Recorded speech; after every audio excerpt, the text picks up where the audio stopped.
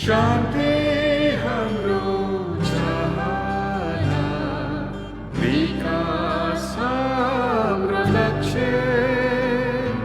सूचना र अभिव्यक्ति हाम्रो सबल पक्ष। हामी नेपालका सामुदायिक रेडियो। सामाजिक रूपान्तरणका लागि यो हो सामुदायिक सूचना नेटवर्क CIN। अहिले बिहानको 6 बजेको छ। सामुदायिक सूचना नेटवर्क CIN-बाट अब प्रसारण हुँदैछ साझा खबर।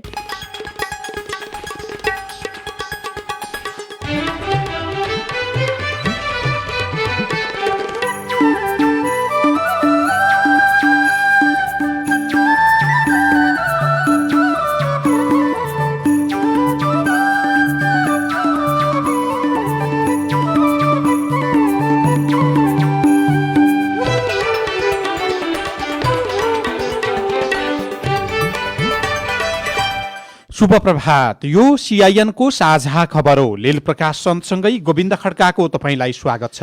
सामुदायिक रेडियोबाट देशैभरि एकैसाथ प्रसारण भइरहेको साझा खबर CINखबर.com र मोबाइल एप CIN-बाट पनि सुन्न सकिन्छ। आज 2077 साल मङ्सिर 23 गते मंगलबार डिसेम्बर 8 तारिक सन् 2020 नेपाल सम्वत 1141 मार्ग कृष्ण पक्षको अष्टमी तिथि। साझा खबरमा प्रमुख खबरका शीर्षकहरू।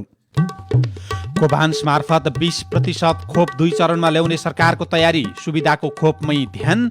नेपाल भारत बीच पारवाहन सन्धि र रेलवे सम्झौता पुनरावलोकन गर्ने सहमति।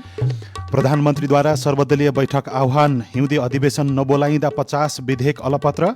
नेकपामा 2 अध्यक्षको आरोप प्रत्यारोप पत्र छलफलको विषय नबनाइने। बलात्कार आरोपी सिद्ध बाबालाई एकतर्फी सुनुवाईबाट अदालतको सफाई। तराई मधेसमा बोक्सी आरोपमा यातना रोकिएन। मानव अधिकारको अवस्थामा सुधार नभएको आयोगको निष्कर्ष। अस्ट्रेलियामा कोरोना संक्रमित पत्ता लगाउन कुकुर परिचालन। भारतमा सिरमले माग्यो खोप प्रयोगको अनुमति। चिनिया खोप निर्मातालाई 50 करोड अनुदान। र शिकागो ओपन अनलाइन टेक्वान्डोमा नेपालका 4 खेलाडीलाई पदक। प्रशिक्षणमा कविराजलाई सफलता।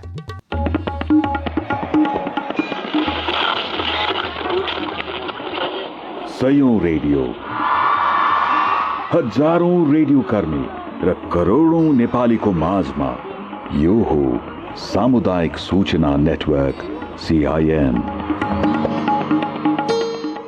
साझा खबरमा सबभन्दा पहिले प्रधानमन्त्रीले आज बोलाएको सर्वदलीय बैठकको प्रसङ्ग। प्रधानमन्त्री केपी शर्मा ओलीको आह्वानमा आज सर्वदलीय बैठक बस्दैछ। प्रधानमन्त्री निवास बालुवाटारमा बिहान 11 बजे बैठक बस्न लागेको हो। प्रधानमन्त्रीका प्रेस सल्लाहकार सूर्य थापाका अनुसार बैठकमा संसदमा प्रतिनिधित्व गर्ने प्रमुख राजनैतिक दलका नेताहरूलाई आमन्त्रण गरिएको छ। समसामयिक विषयमा छलफल गर्न प्रधानमन्त्रीको आह्वानमा बैठक बोलाइएको सल्लाहकार थापाले CIN-सँग बताउनुभयो।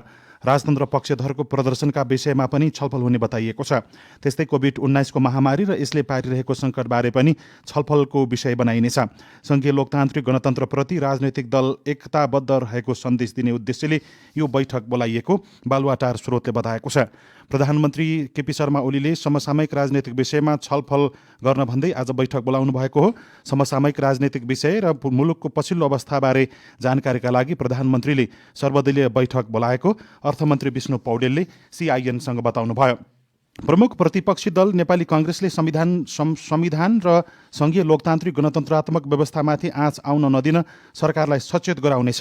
प्रधानमन्त्री सरकारका क्रियाकलाप र सत्तासीन दल नेकपाका कारण संविधान र लोकतान्त्रिक व्यवस्था विरुद्ध आवाज गुन्जिन थालेको निष्कर्ष निकाल्दै नेपाली कांग्रेसले सर्वदलीय बैठकमा सरकार र प्रधानमन्त्रीलाई यसबारेमा सचेत गराउने निर्णय गरेको छ।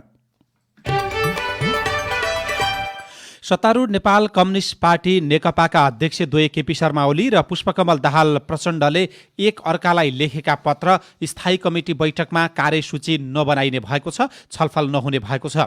गत कार्तिक 28 गते प्रधानमन्त्री ओलीलाई विभिन्न आरोप लगाउँदै कार्यकारी अध्यक्ष प्रचण्डले राजनीतिक प्रस्तावको नाममा पेश गरेको पत्र, त्यसको जवाबमा ओलीले फर्काएको प्रतिउत्तर पत्रलाई कार्यसूचीमा छलफल नगरिने भएको हो। प्रचण्डको पत्र र ओलीको प्रतिउत्तर पत्र दुवै फिर्ता गरी साझा प्रस्ताव प्रस्ताव बनाउनु पर्ने धारणा राख्दै आएका नेकपाका नेताहरूले यसलाई सन्दर्भ सामग्री बनाउनु पर्ने बताएका छन्। प्रधानमन्त्री ओलीले त्यो पत्रमा छलफल चलाउने भए बैठकमा उपस्थित नहुने लिखित रूपमा जनाएपछि केही नेताहरूले दुवै प्रस्तावमा छलफल नगर्ने र साझा प्रस्ताव निर्माण गर्नुपर्ने स्थायी कमिटिका सदस्य लुम्बिनी प्रदेशका मुख्यमन्त्री शङ्कर पोखरेलले जानकारी दिनुभयो। यसमा कार्यकारी अध्यक्ष प्रचण्डले पनि सहमति जनाइसक्नु भएको बुझिएको छ। प्रधानमन्त्री ओलीले अभियोग पत्र र प्रतिउत्तर पत्रमा छलफल चलाउनु भनेको पार्टीभित्र थप तिक्तता उत्पन्न गराउनु र विभाजनको दिशातर्फ लैजानु हो भनिरहनु भएको थियो। त्यस छलफललाई उहाँले अस्वीकार समेत गर्नुभएको थियो। अब मङ्सिर 28 गते बस्ने स्थायी कमिटी बैठकमा सबैजसो सदस्यहरूले धारणा राख्ने भएका छन्। दुवै अध्यक्षका पत्रलाई सन्दर्भ सामग्री बनाएर नयाँ प्रस्ताव ल्याउने विषयमा पनि छलफल सुरु भएको छ। कोरोना भाइरस कोभिड-19 कहरले संघीय संसदको बजेट अधिवेशन छिट्टै अन्त्य हुँदा हिउँदे अधिवेशनमा विधेयकको चाप परेको छ। संघीय संसदका दुवै सदनमा गरी 50 विधेयक विभिन्न चरणमा विचाराधीन छन्।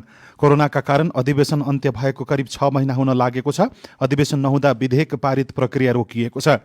समिति बैठक समेत प्रभावित हुँदा दफावार छलफल सुस्त गतिमा छ। निकै महत्त्वपूर्ण आधारभूत विधेयक समेत अलपत्र परेका छन्। संसदको दोस्रो अधिवेशनमा ल्याइएका बीमा विधेयक र नागरिकता विधेयक पनि अहिलेसम्म नै विचाराधीन अवस्थामा रहेका छन्। हिउँदे अधिवेशनलाई 50 वटा विधेयक रहेका छन्। यसैबीच जनता समाजवादी पार्टीले जतिसक्दो छिटो संघीय संसदको अधिवेशन बोलाउन सरकारलाई आग्रह गरेको छ। महत्त्वपूर्ण विषयमा छलफल गर्नुपर्ने थलो संघीय संसदको अधिवेशन बोलाउन ढिलाइ भइरहेको भन्दै जनता समाजवादी पार्टीले छिटो संसद बोलाउनु पर्ने धारणा राखेको हो। यसअघिकै अधिवेशनबाटै पारित गरिसक्नुपर्ने विधेयक पारित हुन ढिलाइ भइरहेको भन्दै पार्टी अध्यक्ष उपेन्द्र यादवले जतिसक्दो छिटो बैठक बोलाउन CIN मार्फत सरकारसँग आग्रह गर्नुभयो। धेरै विधेयकहरू अड्केर बसेका छन्। धेरै संसदका विधेयक किनहरू छ। कोरोना जस लगायतका राष्ट्रिय गौरवका आयोजनाहरू सबै ठप भएका छन्। यो विषयमा संसदमा बहस गर्नुपर्छ, कहाँले बनाउनुपर्छ। पहिलो त्यो जुन सेसन भन्दा अगाडिको अनाहक बन्द गरिदियो होइन, अचानक त्यो गलत थियो। अब चाहिँ के छ भने टाइम भइसक्यो, अब ढिलो गर्नु हुँदैन। अब हामी चाहिँ के छ भन्दाखेरि संसद बोलाउनु पर्छ भन्ने पक्षमा छौँ। हामीले अपेक्षा छ संसद नबोलाइकन संसदीय व्यवस्था चल्छ। कानून न्याय तथा संसदीय मामिला मन्त्री डाक्टर शिवमाया तुम्बा हाङपेले संसद बैठक बोलाउनका लागि संघीय संसद सचिवालयलाई यसअघि नै तयारी गर्न आग्रह गरिसक्नु भएको छ। संसद सचिवालयले पनि बैठक बोलाउनका लागि तयारी पूरा गरिसकेको जनाएको छ। अब कोरोना भाइरसको प्रसङ्ग। सरकारले कोरोना भाइरस विरुद्धको खोप टुङ्गो लाग्ने बित्तिकै कोभान्स मार्फत 20% ल्याउने तयारी गरेको छ। सुरुमा 3 र दोस्रो चरणमा 17% खोप ल्याउने स्वास्थ्य विभाग अन्तर्गत खोप शाखाका प्रमुख झलक शर्मा गौतमले जानकारी दिनुभयो।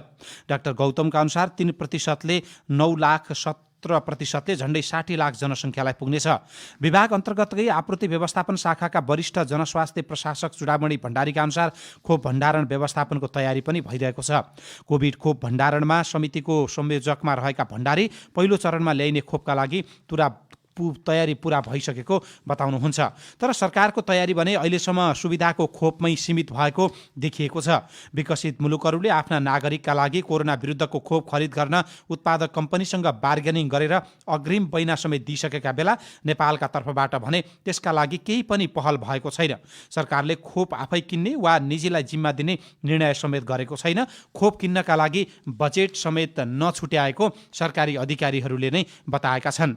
नेपालमा कोरोना संक्रमितको संख्या पनि घट्ने र बढ्ने क्रम जारी छ। कोरोना संक्रमणबाट मृत्यु हुनेको संख्या भने निरन्तर उही स्थितिमा रहेको छ।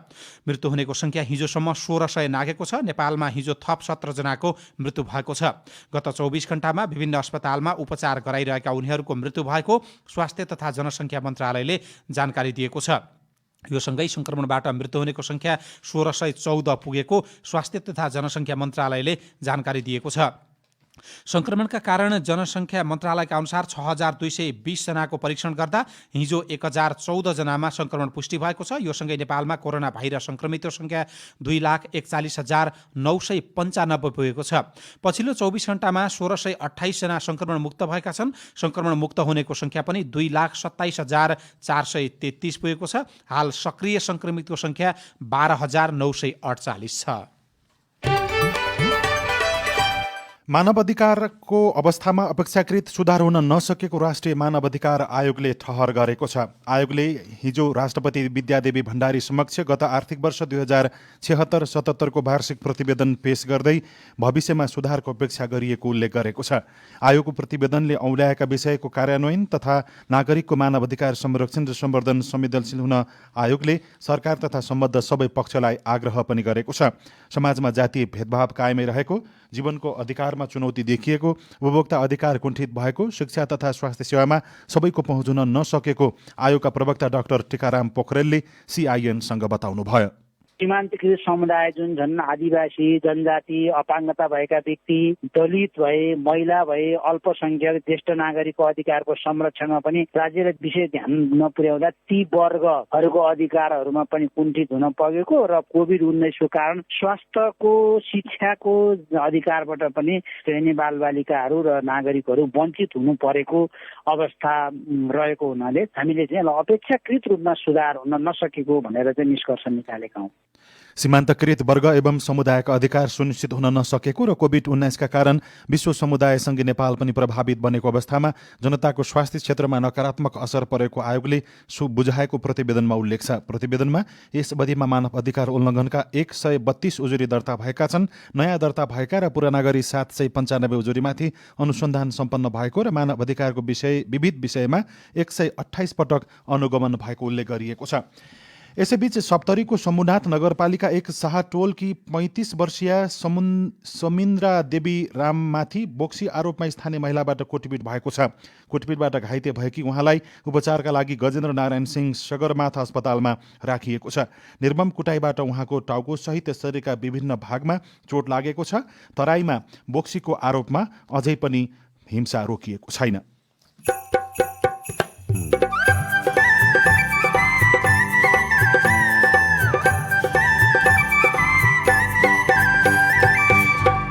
सामुदायिक सूचना नेटवर्क CIN मार्फत देशैभरि प्रसारण भइरहेको साझा खबरमा कोभिड-19 र पर्यटन क्षेत्रको विकास योजना, महत्त्वपूर्ण धार्मिक क्षेत्रहरू खुला गर्दै लैजाने नीति अवलम्बन गरेका छौँ र तिनै कुराहरू अगाडि बढ्छन् अब बिस्तारै। नेपाल भारतबीच पारवहन सन्धि र रेलवे सेवा सम्झौता पुनरावलोकनको सहमति, पछिल्लो समयमा विभिन्न प्रकारका सुनवाई सँगसँगै बलात्कार आरोपी सिद्ध बाबालाई एकतर्फी सुनवाईबाट अदालतको सफाई लगायतका खबर बाँकी नै छन्। CIN-को साझा खबर सुन्दै गर्नुहोला। वन क्षेत्रको संरक्षणमा ग्रामीण महिलाको योगदान, लैङ्गिक हिंसामुक्त वन क्षेत्र हाम्रो अभियान। वन तथा वातावरणको संरक्षणमा ग्रामीण महिलाहरूको महत्त्वपूर्ण भूमिका छ, तर विडम्बना यस क्षेत्रका धेरै महिलाहरू विभिन्न खाले हिंसाबाट सुरक्षित हुनुहुन्न।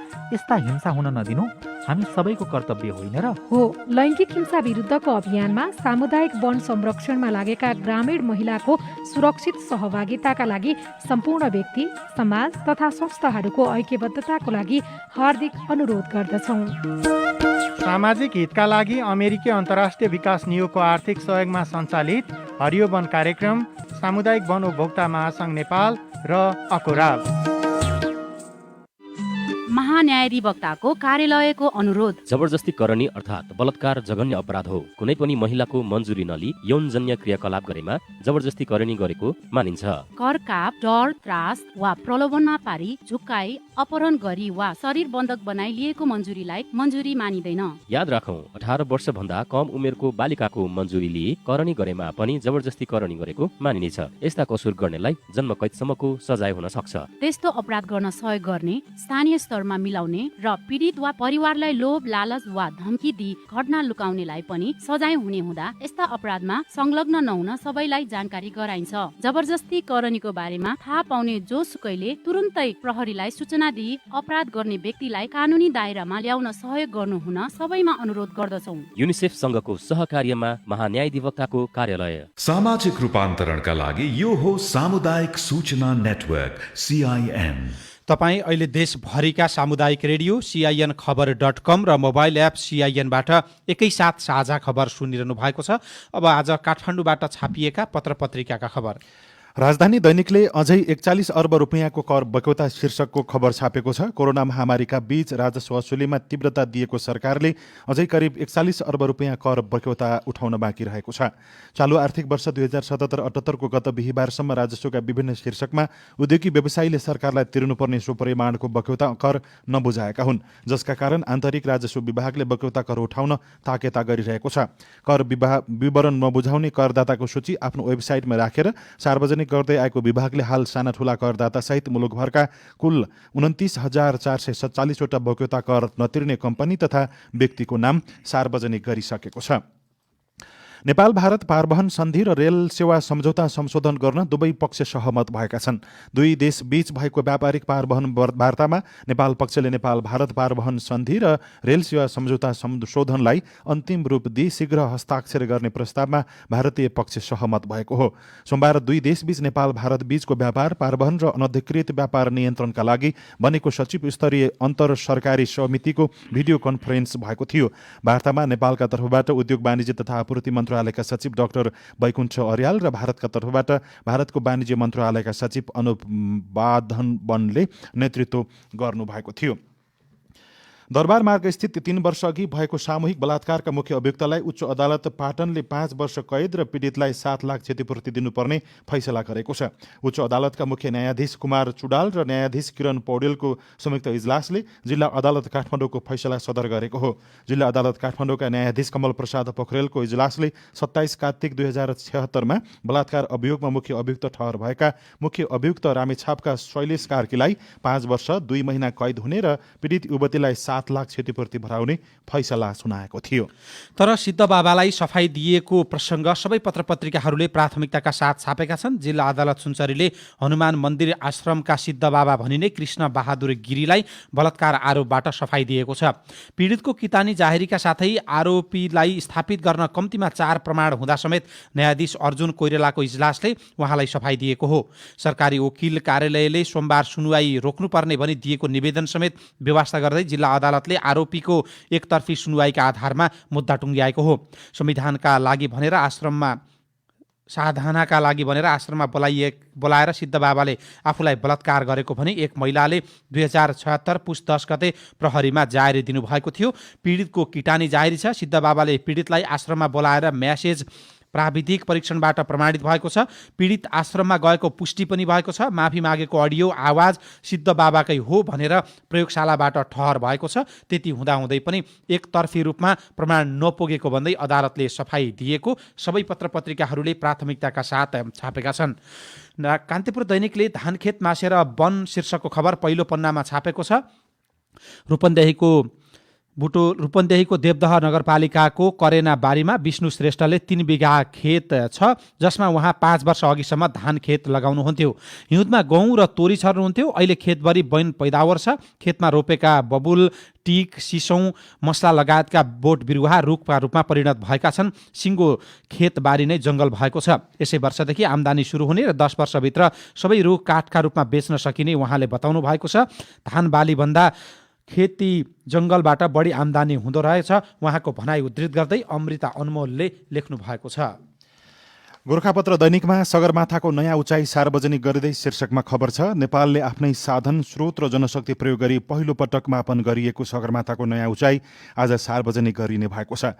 नापी विभागका महानिर्देशक प्रकाश जोशीका अनुसार फिल्ड सर्वेक्षणबाट प्राप्त नापी विभागको जनशक्तिद्वारा आफ्नै प्रयोगशालाबाट प्रशोधन तथा चीनका समकक्षी प्राविधिक तथा निर्देशक समिति तहमा छलफल भई सगरमाथाको उचाइ सार्वजनिक गर्न लागि नापी विभागले जानकारी दिएको हो। यही मङ्सिर 10 गते मन्त्री परिषद बैठकले उचाइ घोषणाको स्वीकृति दिएको थियो। अर्को खबर छ महिलाभन्दा पुरुष बढी आशावादी शीर्षकमा। जीवनस्तर सुधार हुने सम्बन्धमा नेपाली महिलाभन्दा पुरुष बढी आशावादी रहेको देखिएको छ। 15 देखि 49 वर्ष उमेर समूहका 52% पुरुषले गत वर्षभन्दा आगामी वर्षमा अझ राम्रो जीवनस्तर हुने अपेक्षा गरेको देखिएको छ। सोही उमेर समूहका 45.4% महिलाले मात्रै यस्तो अपेक्षा गरेका छन्। केन्द्रीय तथ्याङ्क विभागले सोमबार सार्वजनिक गरेको नेपाल बहुसूचक सर्वेक्षण 2075-76 प्रतिवेदनमा यस्तो तथ्य उल्लेख गरिएको हो। त्यसैगरी 15 देखि 24 वर्ष उमेर समूहका युवती 50.1% र युवक 56.4%ले पनि गत वर्षभन्दा आगामी वर्ष अझ राम्रो जीवनस्तर हुने विश्वास व्यक्त गरेका छन्। सुर्तीजन्य र मदिराजन्य पदार्थको प्रयोगमा महिलाको तुलनामा पुरुष अगाडि देखिएका छन्। त्यस्तै 15 देखि 49 वर्ष उमेर समूहका 45.1% पुरुषले सुर्तीजन्य पदार्थ सेवन गरेको देखिएको छ भने महिलाको संख्या 6.1% मात्रै रहेको छ। नयाँ पत्रिका दैनिकमा सिडिओको सरुवा गराउने क्रसर व्यवसाय शीर्षकको प्रमुख खबर छ। मापदण्ड विपरीतका क्रसर उद्योग बन्द गराउने सिडिओसँग जनप्रतिनिधि नै क्रुद्ध छन्। गत साउनमा क्रसर उद्योगमा अनुगमन गर्ने तनहुका सिडिओ 2 दिनमै सरुवा हुनु पर्यो। यता नुवाकोटको विदुरका मेयरले सार्वजनिक रूपमै सिडिओलाई भने योभन्दा पहिले पनि सिडिओलाई टिन ठटाएर लखेटेका छौँ, तपाईँ पनि ख्याल राख्नुहोला, जनप्रतिनिधिले नै यस्तो कार्य गर्ने गरेको पाइएको छ। र अन्नपूर्ण पोस्ट दैनिकले शास्ति झेल्दै सीमा सुरक्षा शीर्षकको खबर पहिलो पन्नामा छापेको छ। 5 थरको 44.38 किलोमिटर सीमा क्षेत्र भारतका पश्चिम बङ्गाल र सिक्किमसँग जोडिएको छ। सरकारले उच्च पहाडी यो क्षेत्रमा हालै 4वटा बोर्डर बिओपी स्थापना गरेको छ। तर आवश्यक पूर्वाधार नहुँदा बिओपीमा खटिने सशस्त्र प्रहरीको दैनिकी कष्टकर बनेको छ। यङबरक गाउँपालिकाका चिवा भन्ज्याङ सुकेढाप र फालुलेङ गाउँपालिकाका भैँसे र फालोटमा बिओपी खडा गरिएको छ। ती ठाउँमा अहिले हिउँ पर्न थालेको छ। हिउँ पर्ने क्रममा सुरक्षाकर्मीका लागि न्यानो समेत बनाउन नसकिएको उनीहरूले बताएका छन्। भीमकुमार बास्कोटाले लेख्नु भएको छ। र कारोबार दैनिकले युले प्रतिबन्ध हटाउने सम्भावना अझै कम शीर्षकको खबर छापेको छ। संस्कृति पर्यटन तथा नागरिक उड्डयन मन्त्री योगेश भट्टराईले युरोपेली युनियन युको पछिल्लो विज्ञप्ति स्वागत योग्य भएको टिप्पणी गर्नुभएको छ। तर हवाई क्षेत्रका जानकारहरूले भने युको प्रतिबन्ध हटाउने सम्भावना अझै कम रहेको बताएका छन्। अनि मुलुकका 7 प्रदेशमध्ये सबभन्दा धेरै गण्डकी प्रदेशमा घर परिवार र विद्युतको पहुँचमा रहेको र सबभन्दा कम कर्णाली प्रदेशमा रहेको पाइएको छ। गण्डकीमा 98.9% घर परिवारमा विद्युतको पहुँच छ भने कर्णालीमा 44.9% मात्रै सीमित रहेको अध्ययनले देखाएको छ। साझा खबरमा अब नागरिकको प्रश्न र सरोकारवाला निकायको जवाब सहितको हेलो सीआईएन। चन्द्रप्रसाद सापकोटा, तारकेश्वर गाउँपालिका वडा नम्बर 4 नेवार पानी हो। खेत विच्छेद बनाइएको घर पनि आंशिक रूपमा क्षति भन्ने रेट्रोफिट भन्ने जुन आएको छ, त्यसमा पछि फेरि पुनः क्षतिमा जाने लैजानलाई हामीले पहल गरेका छौँ। आजसम्म घर बनेको 1.5 वर्ष 2 वर्ष भइसक्यो। पहिलो किस्ता भन्दा 50,000 भन्दा पाइएको छैन। त्यो कहाँबाट के कसरी हामीले उपलब्ध गर्न सक्छौँ? 3 लाख रुपियाँ पाउन पर्नेमा अधिकांश मान्छे पीडित छन्, घर छैन, टहरामा बसिराखेका छन्। ती मान्छेहरूको समस्या के हुन्छ? चित्त बुझ्दो जवाफ दिनुहुनेछ भन्ने आशा गरेको छु। तपाईको गुनासोका विषयमा हामीले तारकेश्वर गाउँपालिकाका अध्यक्ष रमेश बहादुर वस्तीसँग कुराकानी गरेका छौँ। म पनि त्यही गाउँपालिकाको अध्यक्ष र त्यही वडाको बासिन्दा हो। त्यो ठाउँमा नेवारपानी भन्ने ठाउँमा भूकम्प जाँदाखेरि सबै पूर्ण रूपमा क्षति भएकै घरहरू हुन्। तर हामी जनप्रतिनिधि हुनुभन्दा पनि पहिला त्यो सबै आंशिक क्षति भन्ने कुराहरू आयो र हामीले गाउँपालिकाले निर्णय नै गरेर त्यो सबै चाहिँ ढुङ्गा माटाका घरहरू आंशिक क्षति अथवा रेट्रोफिटिङबाट सम्भावना हुँदैन, पुनः क्षतिवाला जसै गरी राज्यले दिएको छ त्यसै गरी सम्बोधन गर्नुपर्छ भन्ने तरिकाले गाउँपालिकाले वडाले निर्णय गरेर पठाएको छ। पुनर्निर्माण प्राधिकरणमा गएर हामी मान्यज्यू लगाएर अध्यक्ष उपाध्यक्ष वडाध्यक्षज्यूहरू सरकारवाला साथीहरू पनि गएका छौँ। यसको सम्बोधन हुन्छ भन्ने कुराहरू मात्रै छ, सम्बोधन भएको छैन। हामी त्यसैको लागि पनि रहेका छौँ। यहाँ राजधानी त भयो, तर उता लमैदेखि राप्तो डाँडासम्म 1 मिटर पिच थपेको थियो। यहाँ बाटो विस्तार र कालो पत्रे त हुँदैछ, त्यसमा पनि दायाँ बायाँ 1 मिटर बाटो थप्नु पर्थ्यो। त्यो थपे असाध्यै रामसुनमा सुगन्ध हुन्थ्यो। यो कुलबहादुरजी मेयर हाम्रो लमै नगरपालिकाको, उहाँसँग सोध दिएर असाध्यै राम्रो हुन्थ्यो।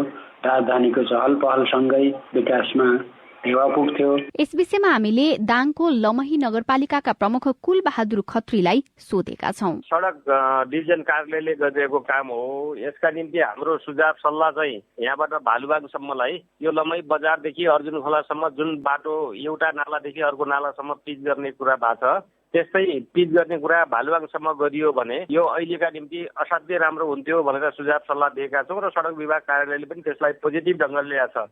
मलाई आशा छ त्यो काम हुन्छ। तपाईँ जुनसुकै बेला हाम्रो फोन नम्बर 015260 मा फोन गरेर आफ्ना प्रश्न रेकर्ड गर्न सक्नुहुनेछ। अब विदेशका खबर। भारतको सिरम इन्स्टिच्युट अफ इन्डियाले कोभिड-19 विरुद्धको खोप प्रयोगका लागि सरकारसँग अनुमति मागेको छ। विश्वकै ठूलो खोप उत्पादन कम्पनी सिरमले कोभिड विरुद्धको खोपको आपतकालीन प्रयोगका लागि हिजो अनुमति मागेको भारतीय सञ्चार माध्यमहरूले बताएका छन्। अस्ट्रेलियाले कोभिड-19 संक्रमित पत्ता लगाउन विमानस्थलमा तालिम प्राप्त कुकुरको परिचालन गर्ने भएको छ। अन्तर्राष्ट्रिय उडानलाई बिस्तारै सुचारू गर्ने प्रक्रियामा रहेको अस्ट्रेलियाले कुकुरको मद्दतले विदेशबाट आउने संक्रमित पत्ता लगाउन सहज हुने निष्कर्ष निकालेको छ। चीन कोभिड-19 विरुद्धको खोप निर्माणका लागि चीन सरकारले औषधि निर्माता कम्पनीलाई करिब 50 करोड अमेरिकी डलर थप अनुदान उपलब्ध गराउने भएको छ र कम्बोडियामा सबै जनतालाई कोरोना भाइरस विरुद्धको खोप निशुल्क दिइने भएको छ। प्रधानमन्त्री हुन सेनले हिजो सबै जनतालाई कुनै शुल्क नलिई खोप दिइने जानकारी गराउनु भएको हो। अब खेलकुदको खबर। नेपालका 4 तेक्वान्दो खेलाडीले सिकागो ओपन अनलाइन तेक्वान्दो च्याम्पियनसिपमा पदक जितेका छन्। वोङ तेक्वान्दो एकाडेमीको आयोजनामा सम्पन्न अनलाइन पुम्से च्याम्पियनसिपमा नेपालका सन्दीपा अम्गाई, सञ्जीव नेपाली, राजु नगरकोटी र प्रेम कुमार दर्नालले पुम्सेतर्फ विभिन्न उमेर समूहमा पदक जित्नु भएको हो। सन्दीपा र सञ्जीवले 2 पदक जित्दा राजु र प्रेम कुमारले 1-1 पदक जित्नु भएको थियो। प्रशिक्षक कविराज नेगी लामाले पारा तेक्वान्दोमा अर्को सफलता हात पार्नु भएको छ। नेपाली पारा तेक्वान्दो टोलीको प्रशिक्षण जिम्मेवारी सम्हाल्दै आउनुभएका लामाले पारा तेक्वान्दोको लेभल 2 प्रशिक्षण कोर्स उत्तीर्ण गर्नुभयो। लामाले वर्ल्ड तेक्वान्दो फेडरेसनको आयोजनामा मङ्सिर 19 देखि 21 गतेसम्म सञ्चालन भएको अनलाइन लेभल 2 कोर्स उत्तीर्ण गर्नुभएको छ र न्युजिल्यान्डका कप्तान केन विलियमसन टेस्ट ब्याट्सम्यानको वरियतामा सुधार गर्दै भारतीय समकक्षी विराट कोहलीसँगै सोमबार दोस्रो स्थानमा पुग्नु भएको छ। त्यस्तै वेस्ट इन्डिजका कप्तान जेसन होल्डरले भने आइसिसी टेस्ट अलराउन्डरमा शीर्ष स्थान गुमाउँदा उहाँलाई इङ्ल्यान्डका बेन स्टोक्सले विस्थापित गर्नुभएको छ। कोभिडको महामारीपछि धार्मिक पर्यटन खुलाउने तयारी के छ त्यसको योजना, रेडियो कुराकानी, अरू खबर र कार्टुन पनि बाँकी नै छ। सिआइएनको साझा खबर सुन्दै गर्नुहोला। सुन न पवन, बृहत यौनिकता शिक्षाबारे मैले घरमा बुबा आमासँग छलफल गरेँ, स्कुलमा शिक्षकलाई पनि सोधेँ। अब मैले यो विषयमा धेरै जान्ने भएछु नि। हो र रमा, मैले पनि बालाई सोधेँ। यो यौनका विषय मात्रै होइन रहेछ, यो सम्बन्ध, यौन र प्रजनन स्वास्थ्य, महिनावारी, शारीरिक बनावट, लैङ्गिकताप्रतिको बुझाइ पनि रहेछ। त्यति मात्रै होइन, मैले त यस विषयमा खोजेर पनि पढेँ। गर्भावस्था र यौन सङ्क्रमण, यौन हिंसा, जोखिमपूर्ण यौन व्यवहारबाट बच्ने यो त सिप पनि रहेछ नि। हो, तिमीहरूले ठिक भन्यौ। बृहत यौनिकता शिक्षा जीवन उपयोगी सिपको आधार हो। असल मान्छे बन्ने एउटा प्रक्रिया हो। यो विषयमा खुलेर छलफल गर्नुपर्छ। बृहत यौनिकता शिक्षा हाम्रै लागि हो। घरदेखि विद्यालयसम्म, गाउँदेखि सहरसम्म खुलेर छलफल गरौँ। अस्ट्रेलियन सरकारको सहयोगमा UNFPA र सुनौलो परिवार नेपाल। सामाजिक रूपान्तरणका लागि यो हो सामुदायिक सूचना नेटवर्क CIN। साझा खबरमा अब पर्यटन क्षेत्र खुला गर्ने प्रसङ्ग। कोभिड-19 का कारण 9 महिनादेखि देशभरका 400 भन्दा बढी धार्मिक पर्यटकीय स्थल बन्द अवस्थामा छन्। कोभिड पछिको पर्यटकीय क्षेत्र खुला गर्ने सरकारको तयारीका विषयमा संस्कृति, पर्यटन तथा नागरिक उड्डयन मन्त्रालयका सहसचिव एवं प्रवक्ता कमल भट्टराईसँग साथी केशव भुलले कुराकानी गर्नुभएको छ। अब हामी लुम्बिनीबाट मायादेवी मन्दिरबाट चाहिँ अब सांस्कृतिक क्षेत्रहरू खुला गर्ने अभियान सुरु गर्यौँ। पर्यटन मन्त्रीज्यूले चाहिँ उद्घाटन गरिसक्नु भएको छ, माननीय मन्त्रीज्यूले होइन। त्यसै गरी चाँडै अब पशुपति मन्दिर दर्शनार्थीको लागि खुला गर्ने गरी चाहिँ योजना बनाउन लगाएका छौँ। सम्भवतः पुस 1 गतेदेखि त्यो खुलाउँछौँ। त्यसै गरी मनोकामना क्षेत्र लगायतका महत्त्वपूर्ण धार्मिक क्षेत्रहरू खुला गर्दै लैजाने नीति अवलम्बन गरेका छौँ र तिनै कुराहरू अगाडि बढ्छन् अब बिस्तारै। खुला गर्ने निर्णय त भयो, त्यसका लागि जनस्वास्थ्यका मापदण्डहरू के कसरी व्यवस्थापन गर्ने, कसरी यो कोरोनाबाट जोगाउने भन्ने पनि केही रणनीति बनाउनु भएको छ। एकदम रणनीति हामीले बनाएका छौँ र मन्त्रालयले सबै निकायहरूलाई सामान्य रूपले लागू हुने खालको मार्गदर्शक स्वास्थ्य सम्बन्धी प्रोटोकलहरू निर्धारण गरेका छौँ। त्यो पनि अब WHO को सिद्धान्त अनुसार, मापदण्ड अनुसार स्वास्थ्य मन्त्रालयले बनायो र स्वास्थ्य मन्त्रालयले बनाएको मापदण्ड अनुसार फेरि हामीले स्पेसिफिक क्षेत्र स्पेसिफिक अनुसारका मापदण्डहरू बनाएका छौँ र ती मापदण्डहरूको आधारमा पशुपति क्षेत्रमा लागू हुने मापदण्डहरू पशुपति क्षेत्र विकास कोषले आफै निर्धारण गर्छ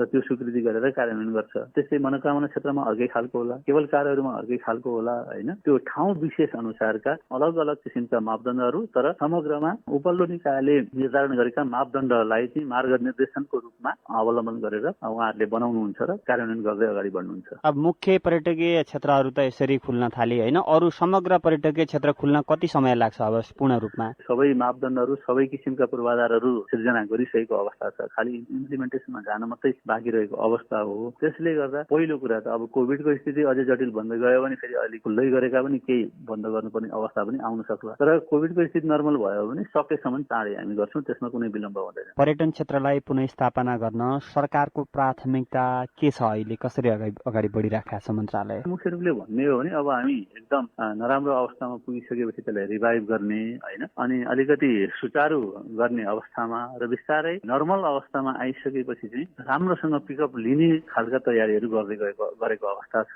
काठमाडौँ उपत्यका लगायत देशका विभिन्न मुख्य स्थानमा भएका सम्पदाको प्रवर्धनमा लक्षित कार्यक्रमको अवस्था के छ? के लक्षित कार्यक्रमहरू अघि बढ्दैछन्? अब होइन, सम्पदाहरू चाहिँ कोभिड पछि चाहिँ पर्यटकका लागि बन्द गरियो, धार्मिक तीर्थयात्रीहरूका लागि स्थानीय धर्म संस्कृतिका गतिविधिहरूमा पनि अब रोक लगाउनु परेको अवस्था हो र त्यसलाई चाहिँ हामीले अब खुला गर्दै लगेको कुरा अघि बताइ नै सकेँ। र सम्पदाकै कुरा गर्दाखेरि करिब 400+ सम्पदाहरू चाहिँ पुनर्निर्माण भइसकेको अवस्था छ र अब अन्य सम्पदाहरू पनि पुनर्निर्माणको क्रममा छन्। यो चाहिँ अब पुरातत्व विभागले र राष्ट्रिय पुनर्निर्माण प्राधिकरणले संयुक्त रूपमा गर्दैछन्, मन्त्रालयले नीति निर्माण गरेको छ।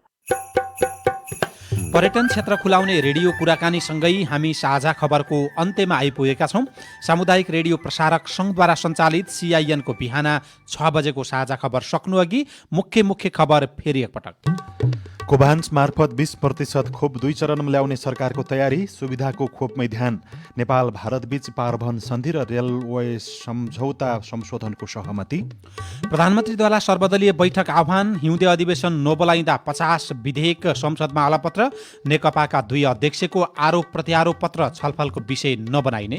बलात्कार आरोपी सिद्ध बाबालाई एकतर्फी सुनवाईबाट अदालतको सफाई। तराई मधेसमा बोक्सी आरोपमा यातना रोकिएन। मानव अधिकारको अवस्थामा सुधार नभएको आयोगको निष्कर्ष। अस्ट्रेलियामा कोरोना संक्रमित पत्ता लगाउन कुकुर परिचालन। भारतमा सिरमले माग्यो खोप प्रयोगको अनुमति। चिनिया खोप निर्मातालाई 50 करोड अनुदान। र सिकागो ओपन अनलाइन तेक्वान्डोमा नेपालका 4 खेलाडीलाई पदक। साझा खबरको अन्त्यमा पालो आएको छ कार्टुनको। कान्तिपुर दैनिकमा अभिनले बनाएको गजब छ बा शीर्षकको कार्टुन लिएका छौँ। यो कार्टुनमा सार्वजनिक यातायातमा यति धेरै भिड छ कि सामाजिक दूरी पनि कायम गरिएको छैन, तर जोर बिजोरमा ट्राफिक प्रहरीले अनावश्यक लफेडा दिन्छ भन्ने विषयलाई व्यङ्ग्य गर्न खोजिएको जस्तो छ। यहाँ प्रहरीले एउटा गाडी रोकेका छन्, नजिकै बस कतै गुडिरहेको छ। बसमा यति धेरै मान्छे छन् कि चढ्ने ठाउँ समेत छैन। ती ट्राफिक प्रहरीले बाइकलाई रोक्दै यसो भनेका छन्, जोर बिजोर नम्बर थाहा छैन, ल खुरुक्क झर्ने अनि ऊ त्यो बसमा कोचिएर जाने। हवस् त प्राविधिक साथी सुनिल राज भारतलाई धन्यवाद। अहिलेलाई गोविन्द खड्का र लील प्रकाश चन्द बिदा भयौँ। तपाईँको आजको दिन शुभ होस्। नमस्कार। यसपछि देशभरिका सामुदायिक रेडियोबाट कार्यक्रम हाम्रो पालिका प्रसारण हुनेछ। सुन्ने प्रयास गर्नुहोला।